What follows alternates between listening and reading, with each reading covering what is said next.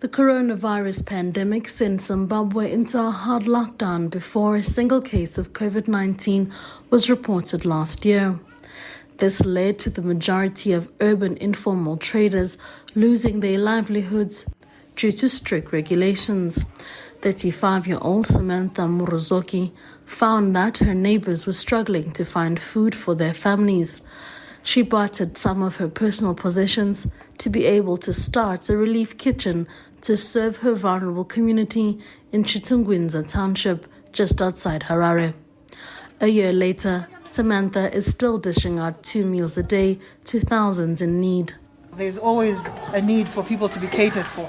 And I already know that the target group that I'm working with are people that have had ongoing cases of poverty even since way before the COVID-19 came into existence. So that is enough drive for me to know that I am supposed to play my part until I come up with a solution for sustainability for them in the form of projects or income generating projects for them. Then maybe I can relax a bit. But for now, the struggle still continues. The journey hasn't been smooth for Samantha. Authorities shut down her operations months in because it did not meet city health regulations for a commercial kitchen. With assistance of public pressure, authorities made a about turn and assisted Samantha meet the requirements. Another challenge has been that sometimes not everyone who calls at the relief kitchen can be served. We had an upsurge in the numbers of people that we were serving. We're averaging about 3,000 people for a number of months, but we have since reduced the number because we're now focusing on 16 years and below. We're focusing on 16 years and below and 60 years going up. Those are now our target groups. So now we're averaging about 2,000 to 2,200 people per day.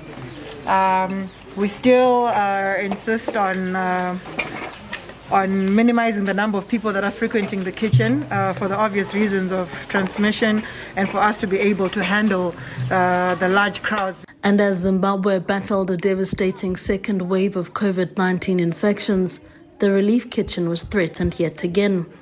Samantha contracted the virus and was unable to work.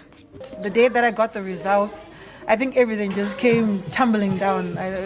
Mentally, emotionally, and physically, I got very sick and I struggled with breathing. I couldn't eat properly. I had terrible blinding headaches, which I still have up until now, and it was quite scary. And also because I think I'm asthmatic, that also added on to the breathing struggles that I had. So we tried everything because the internet was abuzz with all sorts of remedies, like you need to drink your zumbani, you need to be under a blanket with boiling water, with eucalyptus oil, and yeah, that almost killed me, I think. And while Samantha recovered, her mother stepped in, making sure that the work her daughter had started was not going to fall by the wayside. If you're a normal mother, if your child is doing something good, you want to support that. Because I don't think there's any mother who wants to be associated with any bad thing that is happening in their child's life. So that sort of gives you strength, because you would want to see your child's dream grow in leaps and bounds. It was quite overwhelming because I'm trying to act strong, but at the same time I'm at my weakest. But at the same time it was enough motivation for me to get better.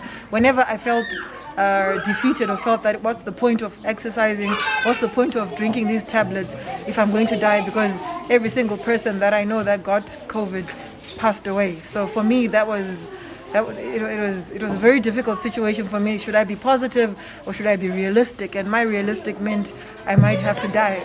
It was quite hard for me, but eventually I pulled through because they are my motivation. It's like having 3,000 children and you know if you die, then no one is going to take care of them. So yeah, here I am today. In the United Nations Secretary General Antonio Guterres' message on International Women's Day, he says the COVID-19 crisis has a woman's face. The pandemic has deepened the strifes of women across the world, with reports of increased marginalization, discrimination and violence. However, it's also been women who've been at the forefront, fighting not only the pandemic, but the worsening deep inequalities faced by women and girls. Samantha and her mother, Shelley, are evidence of how communities are carried by women in spite of the challenges they live with. Namabolani, SABC News.